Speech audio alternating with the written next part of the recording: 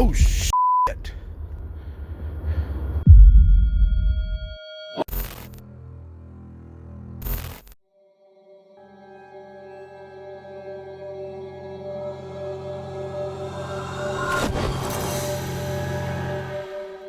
The first video tonight comes from Creepy Travels, a US-based urban exploration and paranormal investigation channel focused on nighttime explorations of isolated forests, creekside trails, and remote outdoor locations.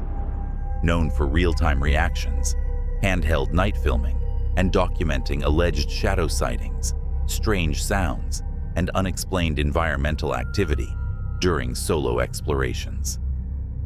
It is April 21st, 2026 at a creekside woodland near a rural road in the United States. It's next to a creek that runs down through here. Reported different sightings, seeing shadows and stuff like that walk up to the road from the creek.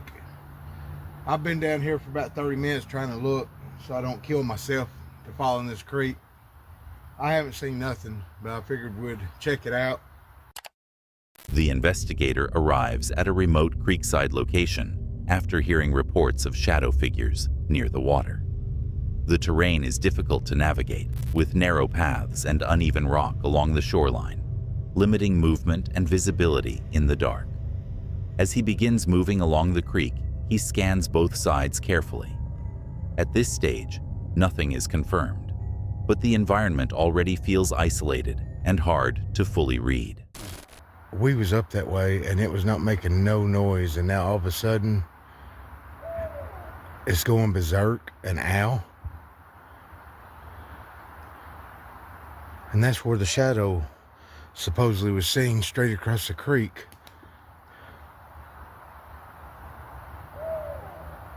That is creepy.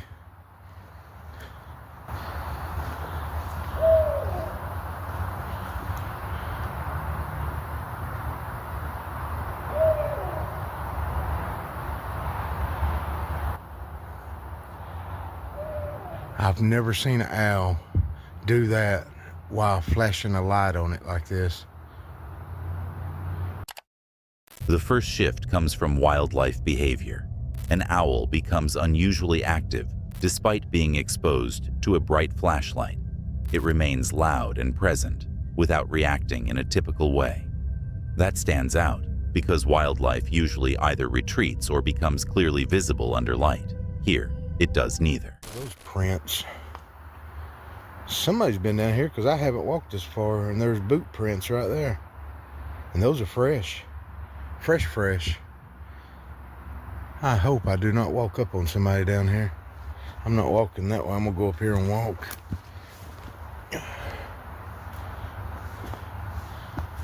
I mean, you got this nice dry spot up here. Why is somebody walking down that way? Hello? Anybody here?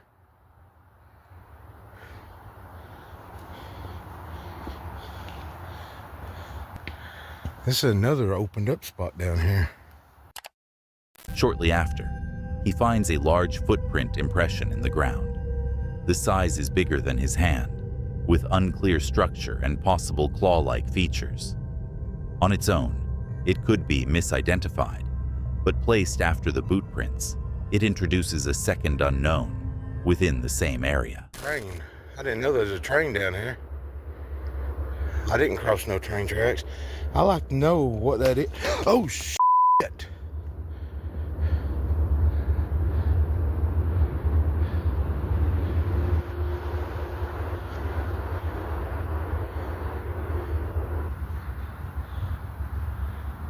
What I want to know is what I've never in my... Now something hit the rock and hit the water.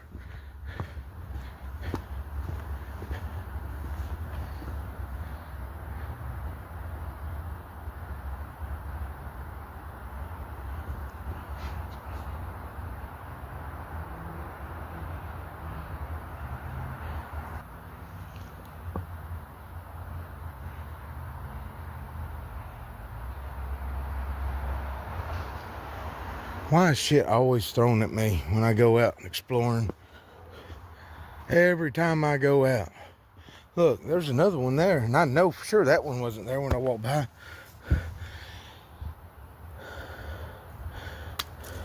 That didn't make much noise, though. But like I said, I don't think shadow figures throw shit at you. If it's a person,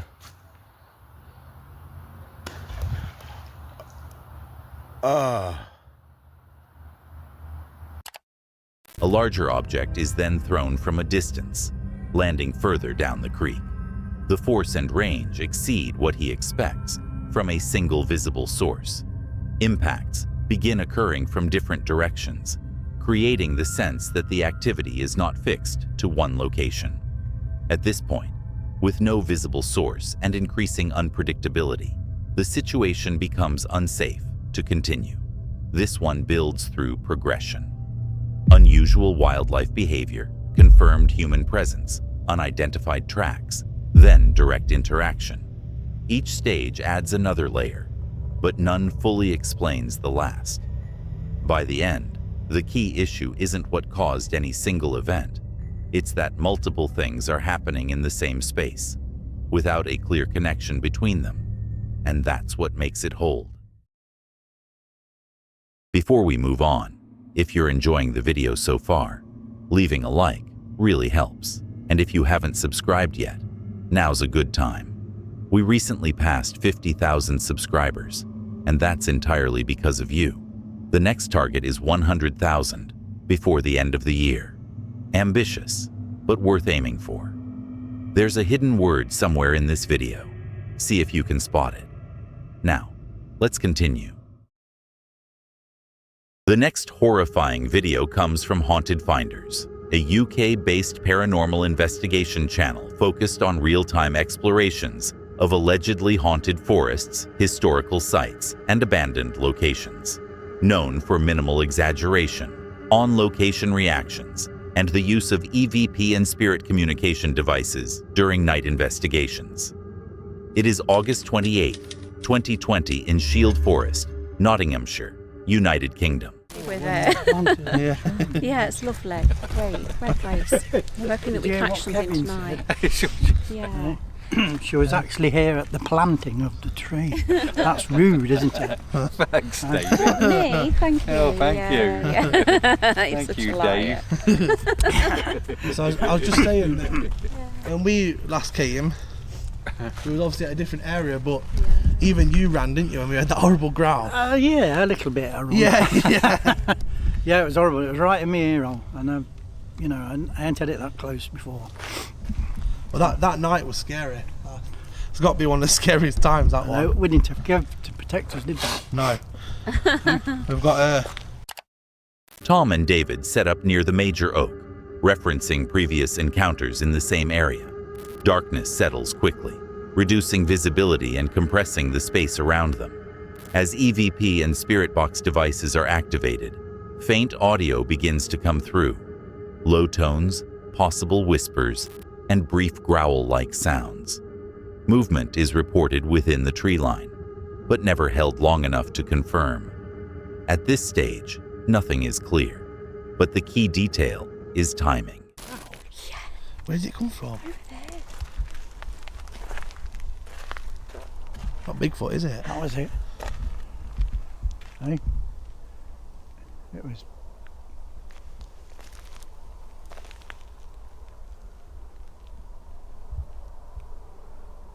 See, last time we came, we was getting them growls, so that's what made us both run, because it was like right in between us. It was definite growl. I heard it over there. Who was that? It was definite growl. I heard it over there. Who was that? Was that you? What? Did you just make another growling noise? Nope. Swear to God. Are you sure? Swear to God. I just moved my feet. No. Before you moved your feet, No. it was as I stepped back here to go to. No, I didn't make a finger noise. it. I swear. That EVP is interesting though. It's definitely in response to. The sounds begin shortly after the session starts, which makes them feel reactive rather than random. The session continues with similar audio patterns: faint growls, vocal tones, and what is interpreted as sobbing. This is where interpretation increases, because without a visible source, the sounds rely on how they are perceived in the moment. At the same time, both investigators begin reacting more frequently, suggesting the sounds are consistent enough to hold their attention. Oh, Tom. There's movement again. Yeah, Reckon it. I can hear something. There's someone creeping about. What do you want to tell Tom?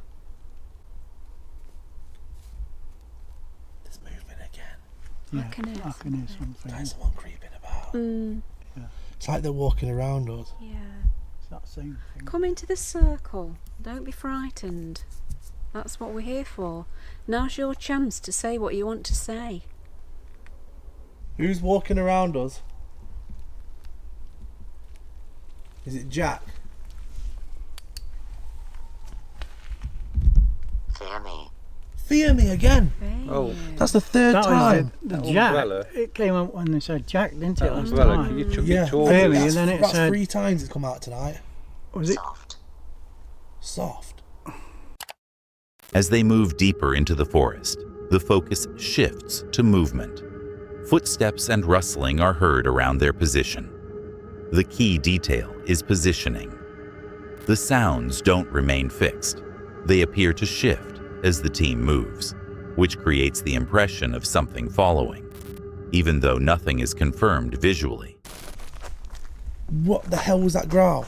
I heard it. I Did you hear definitely it? I heard that. it. Yeah. Did you? Yeah. Yeah. It was like that was like a gut churning Yeah. growl, like a. Yeah.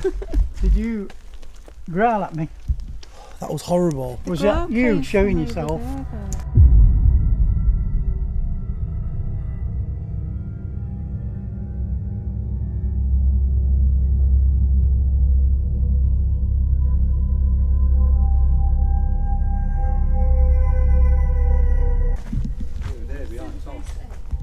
What is that?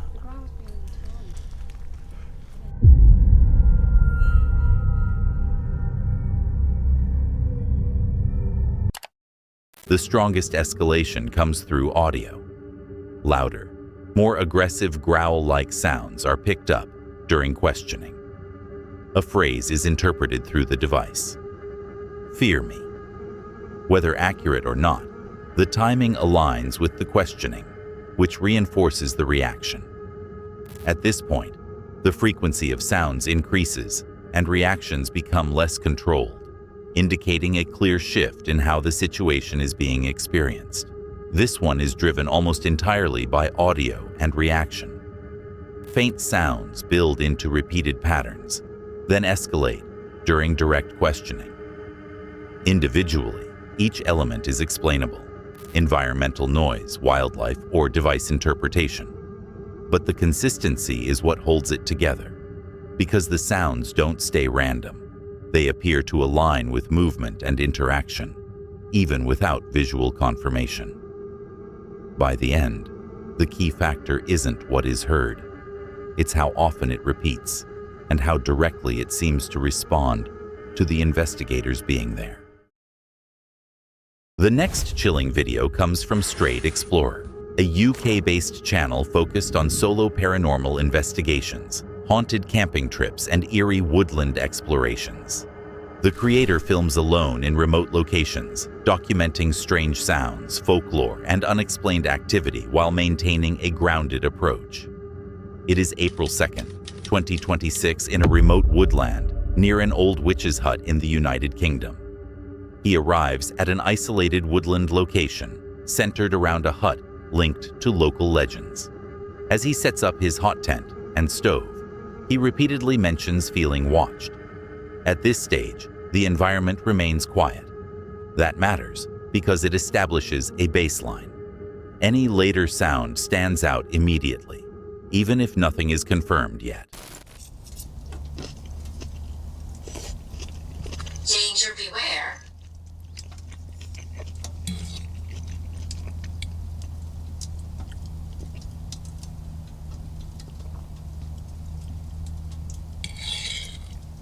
Social disorder.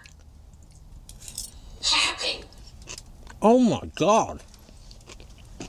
You see, when there's camping, I've never heard that in my life. Jonathan. Camping.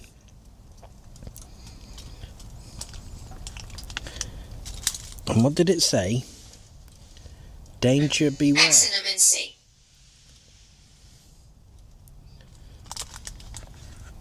So, if there is someone here with me, you know I'm camping. Am I going to be safe here tonight?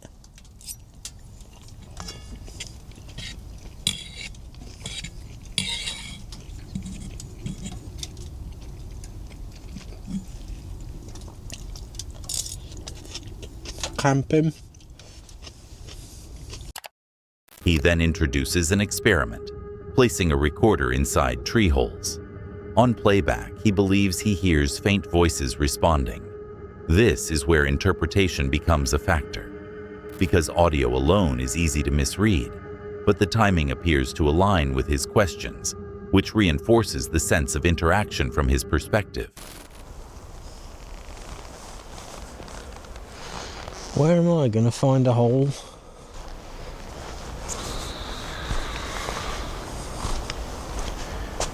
What was that?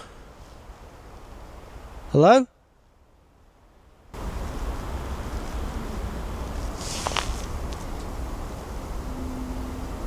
What the f was that? Sounded like it came out of that tree. And it sounded like... Then, escalation. A loud bang comes from the direction of his tent while he is away. When he returns, he finds a brick near the camp. That introduces a physical change in the environment, not just sound. Holy shit. That came from the camp? That was one hell of a bang that was at the camp.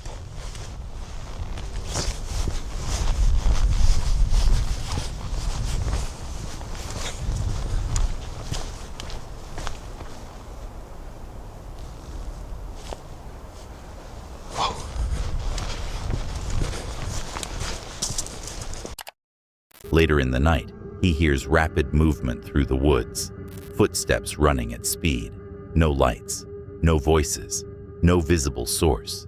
That absence matters because the speed suggests intent, but the lack of confirmation keeps it unresolved.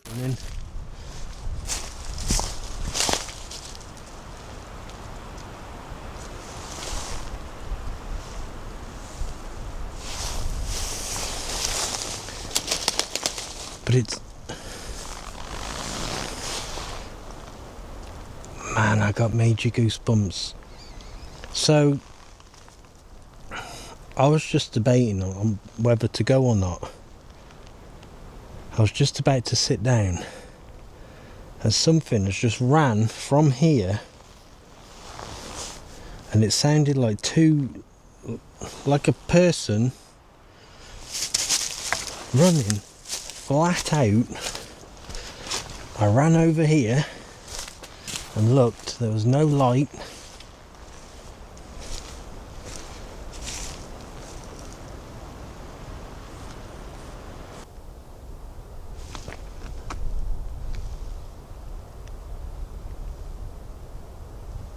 Hello? Why do I keep calling back to it? That was a woman screaming, that was. Well, it sounded like it anyway.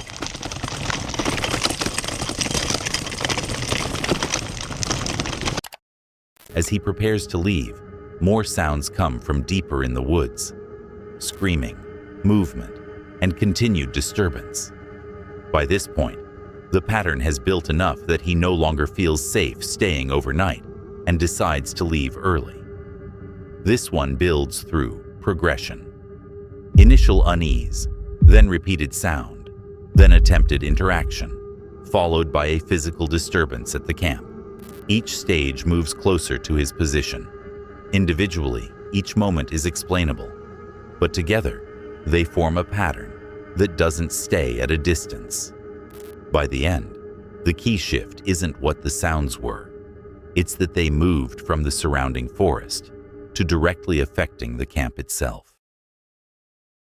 The next shocking video of the night comes from Safety Third, a US-based urban exploration channel focused on abandoned locations, old mining sites, and remote industrial ruins. The content follows real-time exploration with a documentary-style approach, often highlighting unstable terrain, underground structures, and environmental hazards. It is May 31st, 2025, in a remote abandoned mining region near Yamoussoukro in the United States. The exploration begins in dense woodland as the group attempts to locate structures seen in satellite imagery. With no clear path, they move off-trail through uneven terrain. Early signs of activity begin to appear: markers, ground disturbance, and faint traces of old roots. That matters because it confirms the area was previously developed, not untouched. Yeah, I'd say so. Look at this. That is mine water. 100%, man. Okay. Is there any holes? That's the question. Well, if we can cross. They uncover a collapsed mine structure with concrete reinforcement and embedded rails. The scale suggests a large operation, but the condition is what stands out. The entrance hasn't just been abandoned, it has failed structurally. It's water filled. That's weird.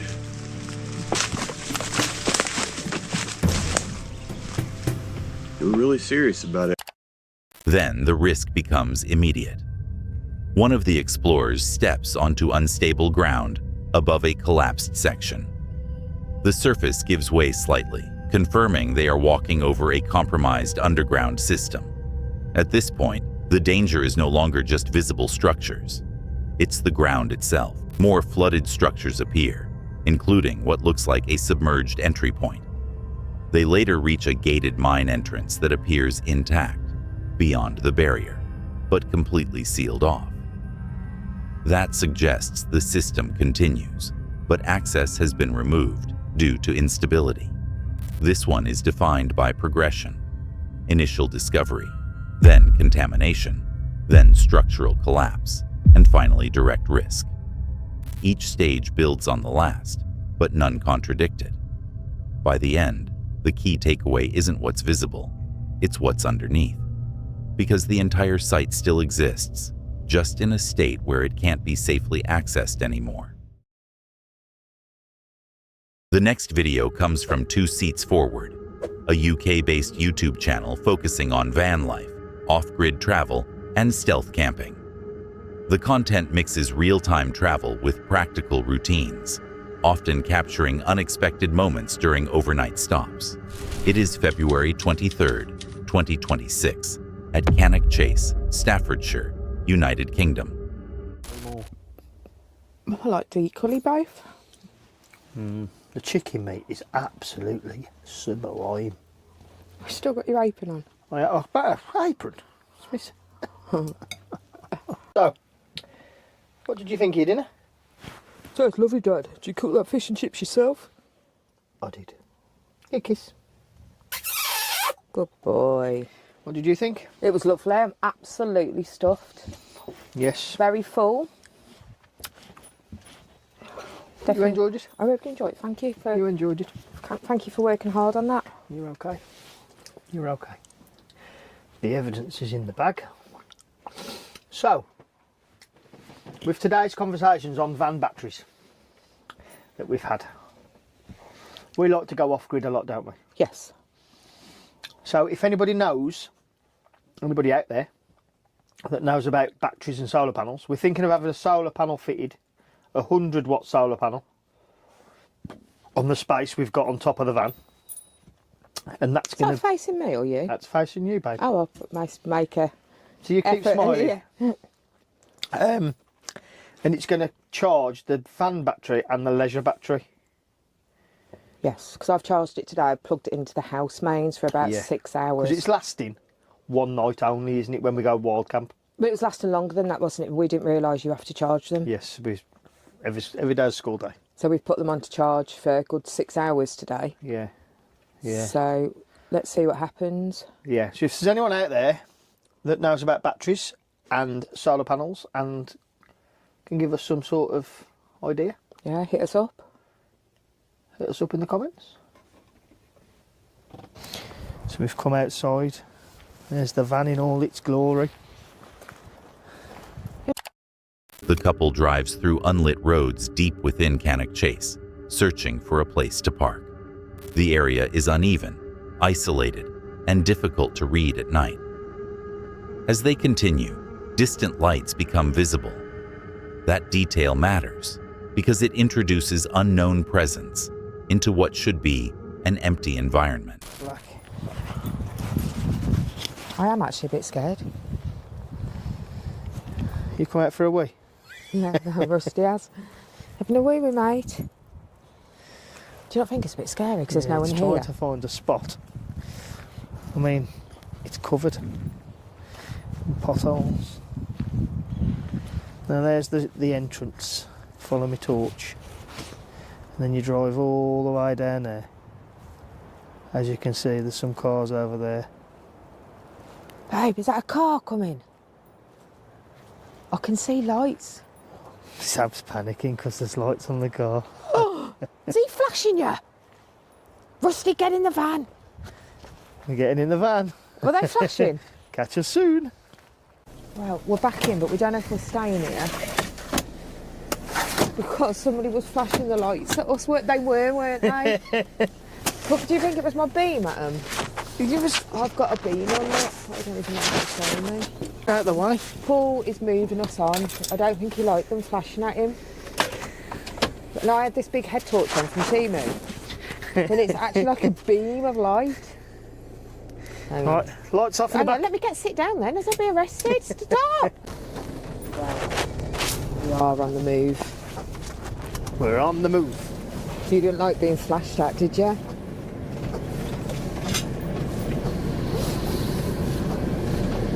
We'll keep you updated if we're safe. And it's not. While attempting to settle in a secluded spot, a vehicle approaches and begins flashing its lights. This is the key moment, because flashing removes ambiguity. It's no longer just another car passing through. It becomes directed attention. Their reaction is immediate. They retreat into the van and secure the space, unsure whether the behavior is intentional or not. That uncertainty is what holds the tension, because without context, the same action can be either harmless or threatening, and there's no way to confirm which in the moment. They wait until the vehicle leaves, but the situation doesn't fully resolve. It just ends without explanation. This one doesn't escalate through events. It holds through uncertainty. A normal search for a camping spot becomes a situation where presence is unclear and intent can't be confirmed. Nothing directly happens, but the behavior of the vehicle changes how the environment is read. And in isolated locations like this, that gap between coincidence and intent is where most of the tension sits. Before we get into the next clip, around 70% of people watching aren't subscribed. We're working toward 100,000 subscribers by the end of the year. And if you're enjoying the video, hitting subscribe really does help. All right, let's get back to it. The last video of the night comes from Time to Play TV, a paranormal exploration channel focused on graveyards, abandoned locations, and remote woodland investigations using spirit boxes and real-time reactions. It is June 25th, 2019, in a remote woodland cemetery near a state forest, likely in the United States. Before entering the cemetery, movement is already detected in the woods. Branches shake beyond the tree line, suggesting something large is nearby. That matters because it happens before the investigation even begins. Wow, look at that.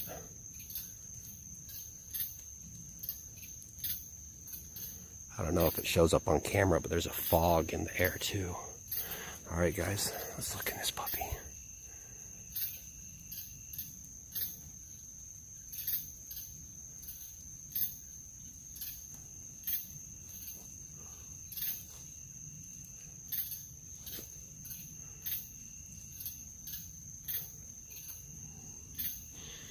Hear all those birds, crickets, whatever they are. It's pretty peaceful.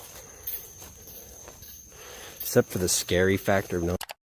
A spirit box session begins, and Clayton believes he hears multiple voices coming through. This is where interpretation becomes central, because audio alone doesn't confirm anything, but the timing and responses make it feel reactive from their perspective.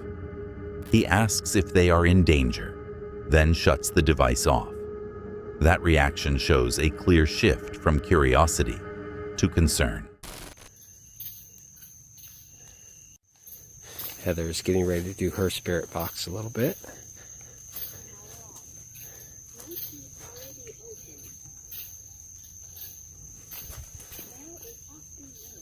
Hearing some thunks around us. It did rain pretty heavy today, so it could just be stuff falling, but definitely hearing some knocks.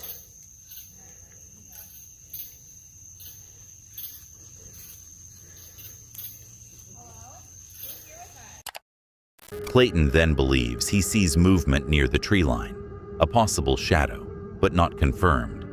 He focuses on the same area, but distance and darkness prevent verification. That keeps it unresolved, but not dismissible. Is back there doing her EVPs on her spirit box. And I'm hearing a lot of stuff by the entrance.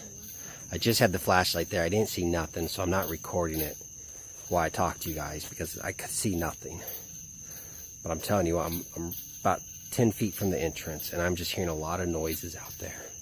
But we are in the woods, obviously. There's tons of animals.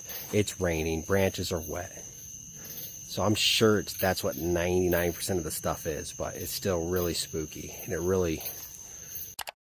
Later, distant coyote calls are heard. This introduces a known source of sound, but it doesn't resolve the earlier disturbances. Instead, it adds to the overall noise environment, making separation of sounds more difficult. What? Spider web. Look at that. Clay don't like spiders. Yeah, you should probably leave away. You may leave. Step a light. Although I'm scared to be in the back.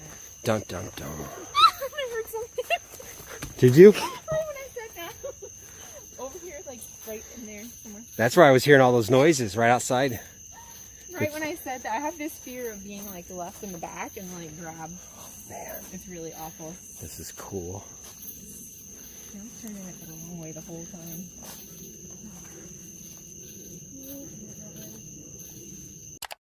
As they leave, Clayton repeatedly looks back toward the entrance. Nothing is seen, but the behavior continues. The tension doesn't come from what's visible, but from what never was. This one builds through environment rather than direct events. Movement before entry, reduced visibility, overlapping sounds, and interpreted responses all layer together. Individually, each moment is explainable, but none of them fully resolve the others. By the end, the key factor isn't what happened, it's the setting itself. Because isolation, limited visibility, and continuous uncertainty keep the situation active without ever confirming a clear source. And that wraps up another dive into the unknown. If you're into spine-chilling footage and unexplained encounters, hit that subscribe button and stick around. We've got more coming, and it only gets weirder from here.